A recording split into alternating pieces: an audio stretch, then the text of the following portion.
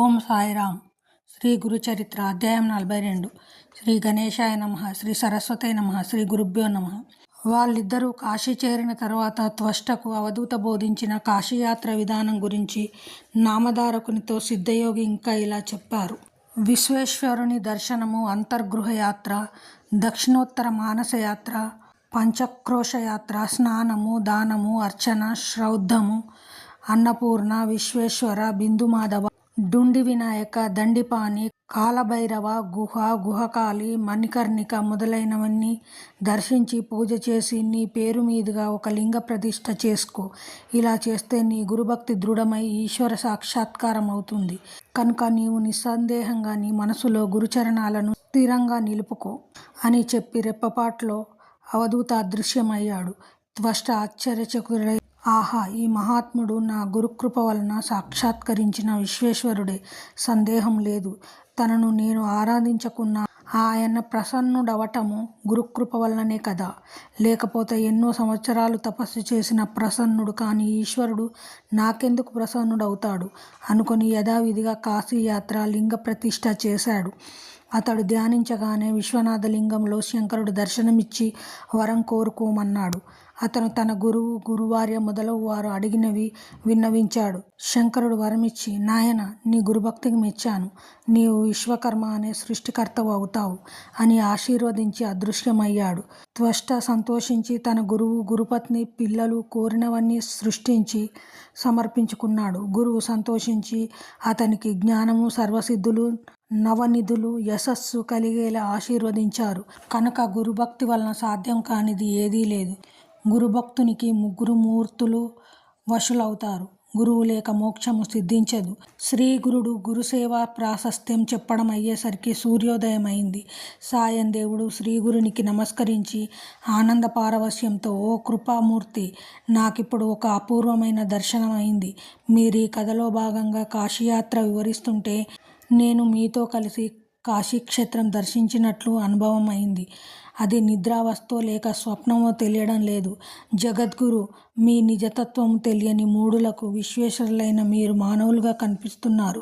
మీరు ఎక్కడ ఉంటే అదే కాశీ అంటుంటే అది అతని శరీరమంతా రోమాంచితమై కంఠం గద్గదమైంది. అతడిలా శ్రీగురుని స్తుతించాడు.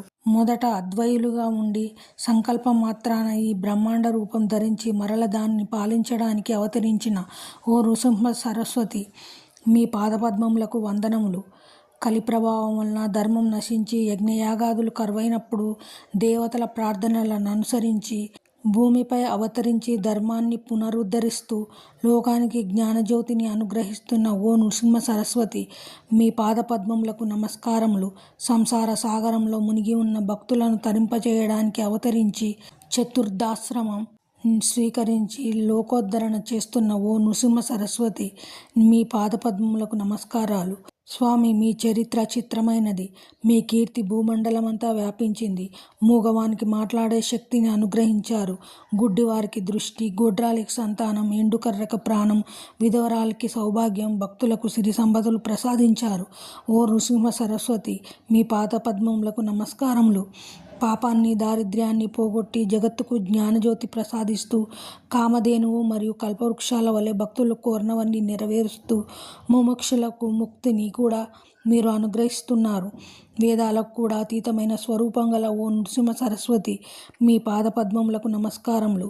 ఓ గురుమూర్తి, మీ పాదపద్మములను నిత్యము స్మరించే వారికి సర్వతీర్థ క్షేత్రాలను సేవించిన ఫలితము, వాటిని దర్శించిన వారికి వేలాది అశ్వమేధాది యాగాలు చేసిన ఫలితము ప్రసాదిస్తున్న ఓ నృసింహ సరస్వతి, మీ పాదపద్మములకు నమస్కారములు. వేదాలకు కూడా మీ నామమహత్యం అంతుపట్టనిది. సకల భువనాధిపతులైన మీ పాదద్వయాన్ని నా హృదయ కమలంలో నిలుపుకొని మనసారా మరల నమస్కరిస్తున్నాను. ఓ నృసింహ సరస్వతి, మీ పాదపద్మములకు నమస్కారాలు. శ్రీ సద్గురు, నన్ను రక్షించు. వేదాలకు కూడా అంతుపట్టని మీ పరిశుద్ధమైన చరిత్రను నేనేమి వర్ణించగలను. మీరు ఓంకార స్వరూపులు. పంచభూతాలు, సూర్యచంద్రులు, జీవాత్మ అనే 8 రూపాలలో మీరే విశ్వరూపం ధరించారు. ఓ నృసింహ సరస్వతి, మీ పాదపద్మములకు నమస్కారాలు.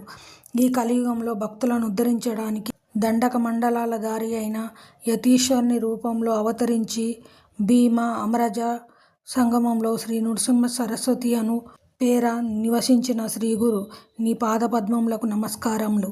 ఈ ప్రపంచంలోని భక్తులందరినీ తరింపచేయడానికి, యోగులకు దీక్షను గ్రహించడానికి గాన్గాపుర క్షేత్రంలో వెలసి 4 పురుషార్థాలు ప్రసాదించిన ఓ నృసింహ సరస్వతి, మిమ్మల్ని స్తుతించడం వలన నాలోని దోషాలన్నింటినీ జయించి మీ పాదపద్మములకు నమస్కరిస్తున్నాను.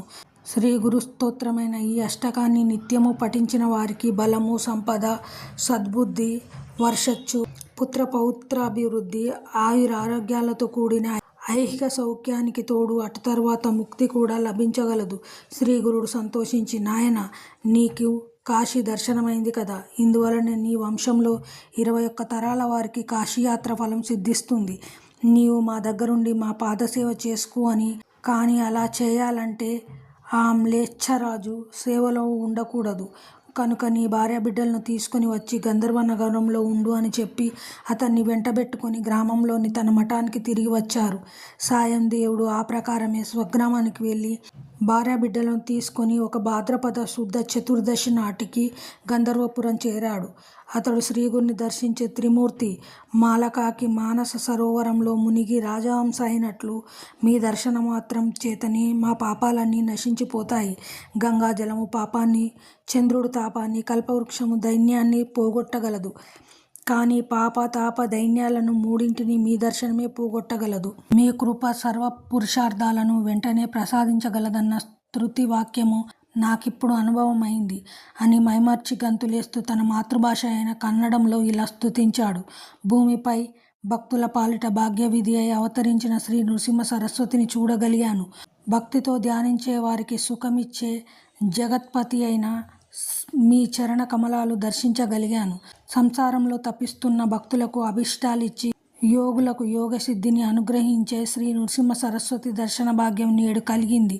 మహావాక్యాలుగా చెప్పబడిన పరతత్వమే సగుణమై సత్పురుషులను ఉద్ధరించడానికి దండక మండలములు ధరించి యతి సార్వభౌముడుగా అవతరించిన శ్రీ ఓ నృసింహ సరస్వతి, నేడు నాకు మీ దర్శనమైంది. భక్తపాలుడు, దయాసముద్రుడు అయిన మీ పాదస్పర్శ వలన ఈ గంధర్వపురం భూకైలాసమైంది. అట్టి మీ పాదదర్శనం నేడు నాకు లభించింది. యతులు అనే నక్షత్రాల మధ్య చంద్రుని వలె ప్రకాశిస్తున్న మీ దర్శనం నేడు కలిగింది. మీ యతి రూపంలో భక్తజనుల మహాభాగ్యమే సాకారమై వెలసింది. వేదాంత తత్వానికి ఆదర్శమైన చరిత్రను చూపే మీ పాదాలను నేడు దర్శించగలిగాను. భక్తులను రక్షించడంలో జాగు చేయని దయామయ, నీకు జయము.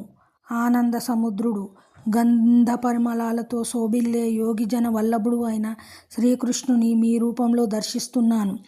ప్రకృతి పురుషుల అభేదాన్ని నరసింహ ప్లస్ సరస్వతి అను పేర సార్థకమునర్చిన జగద్గురువు రూపంలో సంచరిస్తున్న మహావిష్ణువును నేడు దర్శించుకున్నాను. శ్రీగురుడు ఎంతో సంతోషించి అతన్ని, అతని భార్యాబిడ్డలను తమ సన్నిధిలో కూర్చోబెట్టుకుని వాత్సల్యంతో వారి క్షేమ సమాచారాలు విచారించారు. సాయం దేవుడు వారందరినీ స్వామికి పరిచయం చేశాడు. అతని కొడుకులిద్దరూ నమస్కరించినప్పుడు ఆయన వారి శిరస్సులపై చేయి ఉంచి ఆశీర్వదించారు. అప్పుడు సాయం దేవుని పెద్ద కుమారుడైన నాగనాథుని చూపిస్తూ ఆయన, సాయందేవ, ఇతడు సిరి సంపదలతో చిరకాలం జీవిస్తాడు.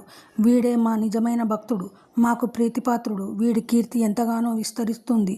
ఇతడు వంశోద్ధారకుడవుతాడు. సౌభాగ్యవతి అయిన నీ భార్య పతివ్రత. మీకింకా 4 కొడుకులు కలుగుతారు. మేచ్చును సేవించడం వలన ఈ పుణ్యం నశిస్తుంది గనక నీవది విడిచిపెట్టి మా వద్దనే ఉండు అని అతని భార్యాపిల్లలను కూడా అందుకు ఒప్పించారు. తర్వాత సాయం దేవునితో, స్వామి, మొదట వీరిని తీసుకొని సంగమానికి వెళ్ళి స్నానం చేసి అశ్వత్థాన్ని పూజించుకొని రా అని చెప్పారు. ఆనాడు అనంత పద్మనాభ చతుర్దశి కనుక నది ఒడ్డున ఎందరెందరో అనంతవ్రతం చేసుకొని శ్రీగురిని దర్శించుకోవాలని గంధర్వనగరం వస్తున్నారు. శ్రీగురుడు సాయం దేవుని కూడా అనంతవ్రతం చేసుకోమని చెప్పారు.